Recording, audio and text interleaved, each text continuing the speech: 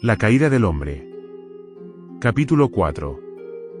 Por la misma razón que Dios ni ha abandonado ni abandonará nunca a sus hijos, es que envía cada vez que se hace necesario a sus mensajeros divinos ante sus hijos para hacerles despertar y recordarles lo borrado de su mente. El olvido por parte del ser humano acerca de su naturaleza, así como de su origen divino, no fue parte del plan divino, sino más bien el resultado de su testarudez de continuar estando, tanto consciente como inconscientemente, en un mundo donde prevalece el sueño de la ignorancia. Ese estado de ignorancia aparente le otorga al ser humano como subterfugio disfrutar de los placeres transitorios del ego y de los que percibe por medio de sus sentidos físicos, sin sentirse responsable de sus acciones. Aunque otras causas incidieron en el alma recién creada por Dios para que se produjera su descenso hasta los mundos de la materia, la citada anteriormente fue la causa primaria de la llamada caída del hombre, proceso sobre el cual hablaremos a continuación.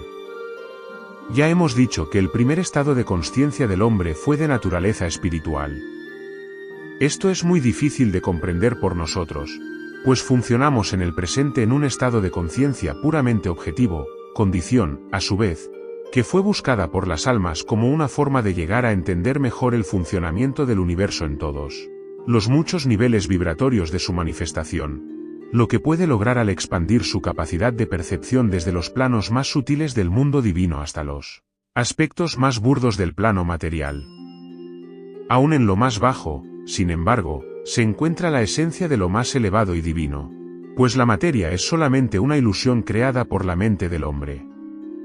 Aquí se aplica una vez más el axioma hermético que dice, como es arriba así es abajo.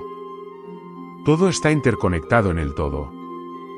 ¿Pero qué dio origen al proceso que llamamos creación y al gran plan divino? La respuesta a esta pregunta está en dos causas que fueron las fuerzas primarias detrás de todo este gran proceso divino. La primera causa detrás de la creación es Dios mismo, y la segunda causa, su deseo de compartir, para lo cual tuvo la necesidad de crear al ser humano con quien precisamente compartiría y daría a conocer toda su gloria. Dios es mencionado en la Cábala como la inteligencia suprema e infinita del deseo de compartir. Así, la primera causa es Dios mismo, y la segunda es su deseo infinito de compartir. Pero fue también este deseo de compartir el poder que generó y se manifestó trayendo a la existencia el alma humana, a la cual le dio la mayor libertad y el más absoluto acceso a todo su reino. Dios creó al ser humano como alma y como su hijo, al principio de todo, para que también fuera Ceo creador junto con él, y manifestó el universo para que éste fuese el radio de acción del ser humano. Todo este proceso tuvo lugar en los planos espirituales, específicamente en el llamado mundo de Dios, pues todavía el hombre físico distaba mucho de ser creado. Así podemos decir que lo creado por Dios fue el ser humano como su hijo y Ceo creador, y que la creación de los mundos físicos fue hecha para servir al hombre en su desenvolvimiento y desarrollo tanto espiritual como material. Aunque todo lo creado por Dios se encuentra regido por leyes inmutables, Él quiso que el ser humano como alma fuese creado a su imagen y semejanza, para que disfrutara como regalo el más absoluto libre albedrío, además del deseo de recibir para tener la capacidad y el deseo de aceptar las riquezas que el mismo Padre deseaba compartir con él. Finalmente, Dios le dio al ser humano el poder de la voluntad como elemento de equilibrio entre el libre albedrío y el deseo de recibir para que el hombre pudiera equilibrarse entre los dos. De este modo solamente el hombre podría revelarse a Dios, y al hacerlo podía cambiar el destino que su Padre le había deparado, pues Dios no quiso que el hombre estuviese junto a él por la fuerza, sino por su propia voluntad y amor. En el universo existen dos formas de deseo. El deseo de Dios es el de compartir, mientras que el deseo integrado en el alma del ser humano fue el de recibir. El deseo de recibir puede ser puro cuando el propósito es recibir para compartir, e impuro cuando deseamos recibir para nosotros solos sin importarnos el daño que hagamos a los demás. El deseo de recibir por parte del ser humano no es un sentimiento malo, pues forma parte de la estructura espiritual con la que Dios dotó su alma, como también la dotó del libre albedrío. El hombre es quien decide entre que escoger la parte egoísta del mismo deseo o la parte correcta, lo cual es igual al deseo de recibir para compartir con los demás cuando sea necesario.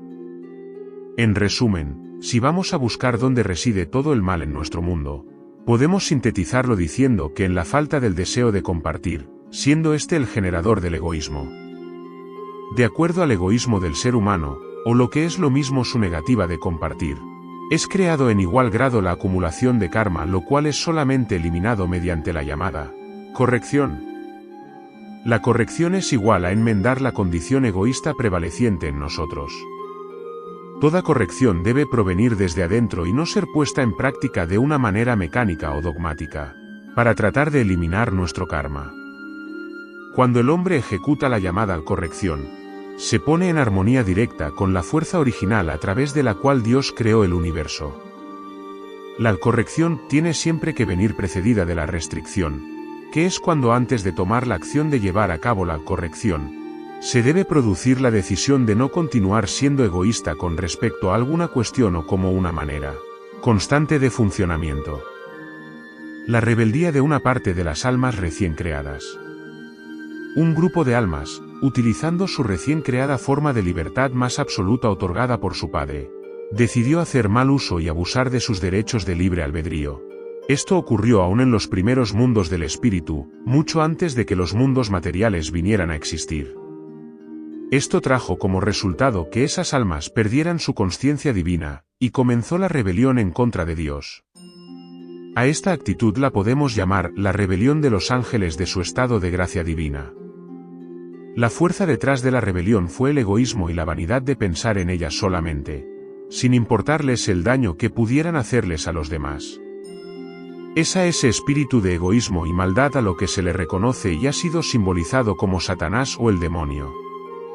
Nuestro planeta Tierra se encontraba entonces en el proceso de formación, no como un sitio para ser habitado por el hombre, sino como un jardín hecho por y para la gloria de Dios y para el disfrute de sus hijos y creadores. El propósito de la existencia del planeta Tierra fue ser uno de los tantos lugares del universo que debían ser disfrutados por el alma del hombre, pero solamente en espíritu. Junto a los ángeles rebeldes, sin embargo, un grupo de almas recién creadas, en rebelión también, tenían otros planes y se proyectaron hacia un bello y pequeño planeta en pleno proceso de formación. Ese planeta fue la Tierra nuestra. Así la Tierra fue habitada por multitud de diferentes formas de vida material, las que sirvieron de asiento a las almas rebeldes, de las que hoy día todavía guardamos recuerdos como las entidades mitológicas de faunos, centauros, semidioses, así como muchos de los héroes de la antigüedad.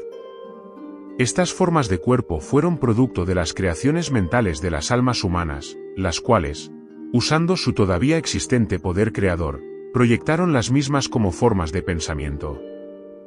Durante este proceso, y como consecuencia de la manifestación del ser humano en el mundo material, se produjo la separación de los sexos en masculino y femenino, como expresión de la ley de la dualidad y del género, la que se encuentra presente en todo lo creado. La separación de los sexos sirvió entonces de acicate a las almas, ya que el sexo se convirtió en la fuerza motriz para la búsqueda del placer. A partir de ese momento, Dios y su Hijo primogénito tuvieron que idear un nuevo plan para que aquellas almas rebeldes no se perdieran para siempre. Como la voluntad del Padre es que ninguna alma perezca, instituyó un nuevo plan divino, al que nosotros llamamos la gran obra, dirigido al retomo del alma del hombre al hogar abandonado. Pero él debía hacerlo por su propia voluntad y en uso de su propio libre albedrío. Así Dios se proyectó en la forma del hombre perfecto al cual llamó Adán Kadmon, o el hombre universal. A partir de ese momento, Adán fue el arquetipo del hombre perfecto, manifestado en la tierra como las 5 razas representativas, cada uno de los 5 sentidos del hombre.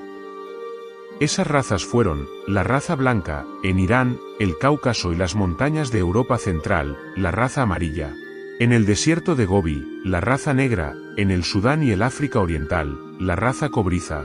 En los Andes y Lemuria, y la raza roja, en la Atlántida y la parte existente del continente americano.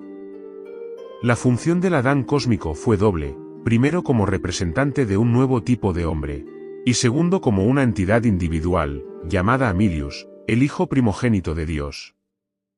Las leyes de la evolución que dirigen el gran plan cósmico no pueden permitir que el humano se mantenga mucho más tiempo en estado deplorable, y hacen que existan ciclos durante los cuales los acontecimientos galácticos obligan al ser humano a entornar de nuevo su dormida consciencia hacia el infinito.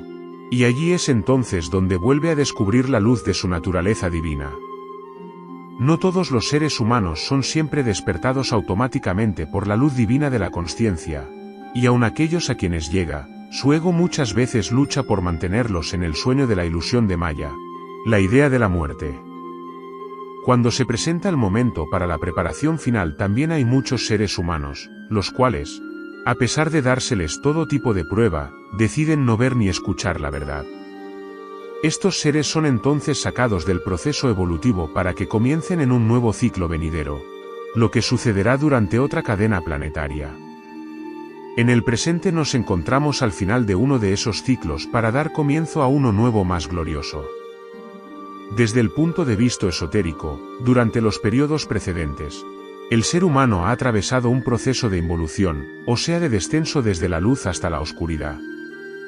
A partir del momento presente, entraremos en el auténtico proceso de la evolución, desarrollado a la inversa, desde la oscuridad del desconocimiento hacia la luz del conocimiento, porque ahora el ser humano está armado de la experiencia adquirida durante el descenso. La era del hierro está a punto de terminar para dar paso a la de la consciencia renovada. Por lo tanto es necesario sacudirnos del letargo en el cual hemos estado sumidos y comenzar a convertirnos en dueños de nuestros propios pensamientos y decisiones. La voluntad, el don divino del ser, debe ponerse en marcha. Es imprescindible que los seres humanos despierten a su verdadera naturaleza interna, pues de no hacerlo muchos quedarán rezagados en el presente ciclo de evolución. Las fuerzas opuestas al despertamiento del ser humano son esos mismos ángeles rebeldes y aquellas almas conquistadas, que los siguen y cooperan con ellos. A unos y a otros, en los tiempos de la Atlántida, se les llamó los hijos de Belial, pero hoy en día esos pueden aparecer bajo otros nombres, aunque sus acciones e intenciones sean siempre iguales.